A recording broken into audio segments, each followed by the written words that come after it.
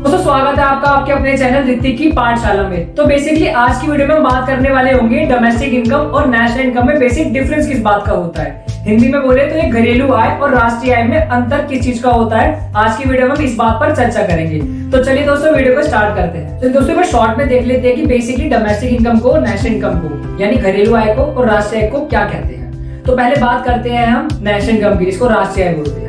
तो आपको इस बात का ध्यान रखना है कि डोमेस्टिक इनकम के अंदर और नेशनल इनकम के अंदर हम फैक्टर इनकम को लेते हैं और फैक्टर इनकम को हिंदी में हम कारक आय कहते हैं। हमने पिछले पार्ट्स में पूरी तरीके से बात करके आ चुके हैं कि फैक्टर इनकम क्या होती है। वो इनकम जो हम किसी को सर्विस देते हैं उसके बदले में जो हमें पैसा मिलता है उसको हम फैक्टर इनकम कहते हैं। इसको हम अर्न इनकम भी कहते हैं, जो हमने कमाई है अपनी मेहनत से। तो बेसिकली नेशनल इनकम में हमें करना क्या है कि हमारे देश के जो नॉर्मल रेजिडेंट है ना, हमें उनकी द्वारा कमाई गई इनकम को अपने देश की नेशनल इनकम में इंक्लूड करना है। अब वहां हमें ये चेक नहीं करना कि उसने वो इनकम कमाई का है, वो डोमेस्टिक टेरिटरी में कमाए plus rest of the world यानी विदेश में कहीं भी कमाए। अगर वो हमारे देश का नॉर्मल रेजिडेंट है ना, तो उसको हम अपने देश की नेशनल इनकम में इंक्लूड कर लेंगे।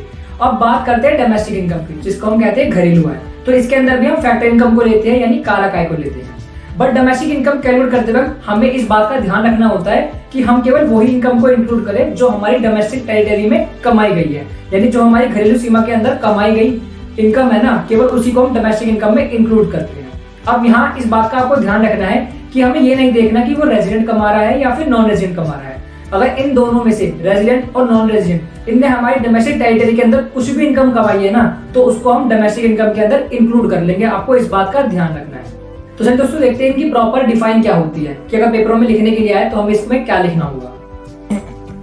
तो चलिए दोस्तों स्टार्ट करते हैं देखना कि डोमेस्टिक इनकम में और नेशनल इनकम में बेसिक डिफरेंस क्या होता है।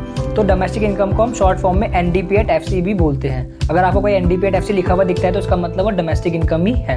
और नेशनल इनकम को हम शॉर्ट फॉर्म में एनएनपीएट एफसी बोलते हैं। अगर कोई एनएनपीएट एफसी लिखा हुआ दिख रहा है तो उसका मतलब है वो नेशनल इनकम की बात कर रहा है। तो चलिए दोस्तों स्टार्ट करते हैं देखना कि डोमेस्टिक इनकम का मतलब क्या होता है। It is the sum total of factor income generated within the domestic territory of a country, no matter who generate this income, resident और नॉन रेजिडेंट। तो बेसिकली डोमेस्टिक इनकम में हमें करना क्या है कि हमें उन सारी फैक्टर इनकम को ऐड करना है। और वो फैक्टर इनकम कहाँ जनरेट हुई होनी चाहिए, हमारी डोमेस्टिक टेरिटरी के अंदर जनरेट होनी चाहिए। और डोमेस्टिक टेरिटरी के बारे में हम बात करके आ चुके हैं। तो बेसिकली हमें करना क्या है कि जो भी डोमेस्टिक टेरिटरी के अंदर हमने फैक्टर इनकम अर्न करी है, अब वो मैटर नहीं करता कि वो किसने कमाई है, वो रेजिडेंट ने कमाई है या फिर नॉन रेजिडेंट है, तो उसको हम अपने देश की डोमेस्टिक इनकम के अंदर इंक्लूड कर लेंगे। मान लीजिए कोई यूएसए का पर्सन इंडिया में आके रहता है और वो इंडिया में कुछ महीनों तक रहता है, यहाँ से कुछ पैसा कमा के लेके वापस यूएसए चल जाता है, तो उसके द्वारा जो पैसा इंडिया में अर्न किया जाएगा ना, वो हमारी डोमेस्टिक इनकम का पार्ट होगी, क्योंकि वो पर्सन हमारे देश का नॉर्मल रेजिडेंट नहीं था, बट उसने जो इनकम अर्न करी वो हमारी डोमेस्टिक टेरिटरी में ही करी। तो इसी कारण से उसको हम डोमेस्टिक इनकम के अंदर इंक्लूड कर लेंगे। अब नेशनल इनकम का देखते हैं कि उसका मतलब it is the sum total of factor income accruing to normal resident of a country, no matter where this income generated within the domestic territory or in the rest of the world। तो इसमें भी basically हमें करना क्या है कि हमें factor income को ऐड करना है। अब वो फैक्टर इनकम किसने कमाई हो, वो फैक्टर कमाई हो हमारे देश के नॉर्मल रेजिडेंट ने, यानी नेशनल इनकम के अंदर केवल हम उस इनकम को इंक्लूड करते हैं जो कि फैक्टर इनकम हो और वो कमाई किसने हो, हमारे देश के नॉर्मल रेजिडेंट ने। अब वो ये मैटर नहीं करता है कि उसने ये इनकम कहाँ जनरेट करी है। वो अगर हमारे डोमेस्टिक टेरिटरी में इस इनकम को कमा रहा है तब भी उसको हम नेशनल इनकम में इंक्लूड करेंगे। अगर वो विदेश में जाकर वो पैसा कमा के इंडिया आ रहा है तब भी उसको हम अपने देश की नेशनल इनकम में इंक्लूड करेंगे। मान लीजिए कोई व्यक्ति इंडिया में रहता है और उसने क्या करा है कि फॉरेन कंट्री लाइक यूएसए में अपना एक बिजनेस स्टैब्लिश कर लिया, वहां से अच्छी इनकम कमा के इंडिया ले आता है। मैं इस केस में मान के चल रहा हूँ कि वो हमारे देश का नॉर्मल रेजिडेंट है, तो उसके द्वारा जो भी फैक्टर इनकम कमाई जाएगी वो हमारी डोमेस्टिक टेरिटरी में कमाए या फिर रेस्ट ऑफ द वर्ल्ड में कमाए, उसको हम अपने देश की नेशनल इनकम के अंदर इंक्लूड कर लेते हैं। जबकि डोमेस्टिक इनकम में हम केवल वही फैक्टर इनकम को इंक्लूड करेंगे जो कि हमारी डोमेस्टिक टेरिटरी के अंदर कमाई गई हो। अब वो मैटर नहीं करता कि वो रेजिडेंट कमाए या फिर नॉन रेजिडेंट कमाए। जबकि नेशनल इनकम के अंदर हम केवल उन फैक्टर्स इनकम को इंक्लूड करते हैं जो हमारे देश के नॉर्मल रेजिडेंट ने कमाई हो। यहाँ ये मैटर नहीं करता कि वो डोमेस्टिक टेरिटरी में कमाई हो या फिर देश के बाहर कमाई हो। अगर नॉर्मल रेजिडेंट है, इनकम कमाई है, तो नेशनल इनकम के अंदर इंक्लूड कर देते हैं।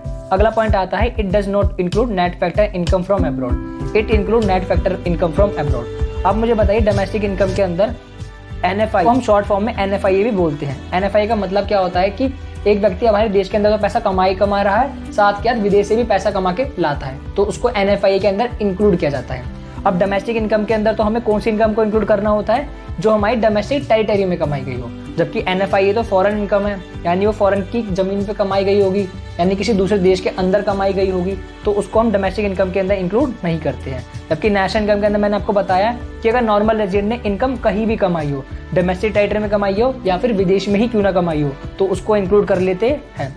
यही कारण है कि नेशनल इनकम के अंदर NFIA को इंक्लूड करा जाता है और डोमेस्टिक इनकम के अंदर NFIA को इंक्लूड नहीं करा जाता है। तो दोस्तों आई होप आपको समझ आ गया होगा बेसिकली डोमेस्टिक इनकम और नेशनल इनकम में बेसिक डिफरेंस क्या होता है, यानी घरेलू आय और राष्ट्रीय आय में बेसिक डिफरेंस किस बात का होता है। जब आप नेशनल इनकम को कैलकुलेट करते हो ना, तो आपको इस बात को ध्यान रखना है कि वो जो इनकम कमाई गई हो वो हमारे नॉर्मल रेजिडेंट ने कमाई हो। ये मैटर नहीं करता है कि वो डोमेस्टिक टेरिटरी में कमाई हो या फिर रेस्ट ऑफ द वर्ल्ड में कमाई हो। अगर इन दोनों में से उसने कहीं भी अगर इनकम अर्न करी है और हमारे देश का नॉर्मल रेजिडेंट है, तो उसको नेशनल इनकम के अंदर इंक्लूड कर लेंगे।